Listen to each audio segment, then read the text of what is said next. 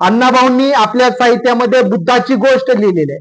म्हणजे अण्णाभाऊ सांगतात आपल्याला या देशाचं सांस्कृतिक परिवर्तन करायचं असेल तर बुद्धाच्या विचाराशिवाय या देशातला सांस्कृतिक परिवर्तन शक्य नाही. त्यामुळं आज जे सरकार आहे या सरकारनं आता अण्णाभाऊ साठे संशोधन केंद्र उभा केलेलं आहे.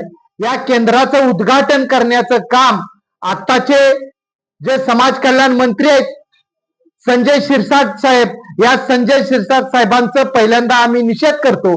कारण संजय शिरसाट साहेबांनी त्याचं उद्घाटन सत्यशोधक पद्धतीने न करता, त्याचं उद्घाटन संविधानिक मूल्यांना धरून न करता वैदिक धर्माच्या परंपरेनुसार ब्राह्मणांना आणून केलेला आहे.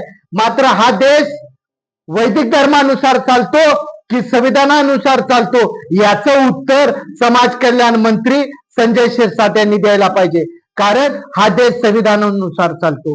दुसरी गोष्ट, उपवर्गीकरणाचं पिल्लू उभं करून या ठिकाणी पंतोजी नावाच्या व्यवस्थेनं समाजामध्ये भेद निर्माण करण्यासाठी उपवर्गीकरणाची चुकीची चळवळ चुकीच्या नेत्यांना हाताशी धरून केलेली आहे.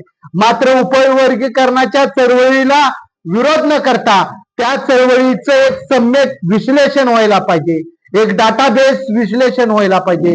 कोणती जात किती टक्के आहे, कोणत्या जातीमध्ये किती शिकलेले लोक आहेत, असं शासकीय डाटा न येता बदर समितीचा अहवाल लपवून ठेवण्याचं काम इथल्या व्यवस्थेनं केलेलं आहे.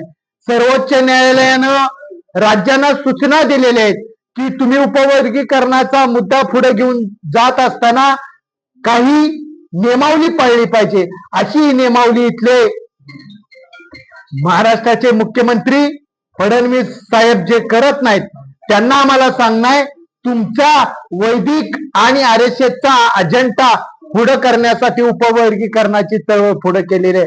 मात्र त्याला उत्तर देण्यासाठी उपवर्गीकरणाची क्रांतिकारी चळवळ उभी राहिली पाहिजे ही मागणी बौद्ध समाजाची आहे आणि सगळ्या समाजाची आहे. मात्र मातंग समाजातल्या ठराविक पुढाऱ्यांना उभं करून आरएसएसच्या दावणीला बांधून त्यांच्या थ्रू एक अजेंडा सेट केलेला आहे. त्यामुळे हा जो सेट केलेला अजेंडा आजच्या अण्णाभाऊ साठेंच्या जयंतीनिमित्त तोडण्यासाठी खऱ्या अर्थानं आम्हाला क्रांतिकारी चळवळ उभी करावी लागेल आणि ही चळवळ सर्व जाती धर्मातल्या लोकांना घेऊन करावी लागेल. नुसतं मातंग समाजानं लढून उपयोग नाही तर इतरही जातींना घेऊन संवादानं उपवर्गीकरणाचा मुद्दा सोडवायला पाहिजे. याचबरोबर उपवर्गीकरण झाल्यामुळं सर्वांना नोकऱ्या मिळणार आहेत का? सर्वांना नोकऱ्या मिळणार नसतील तर उपवर्गीकरणाच्या अगोदर एक चळवळ झाली पाहिजे.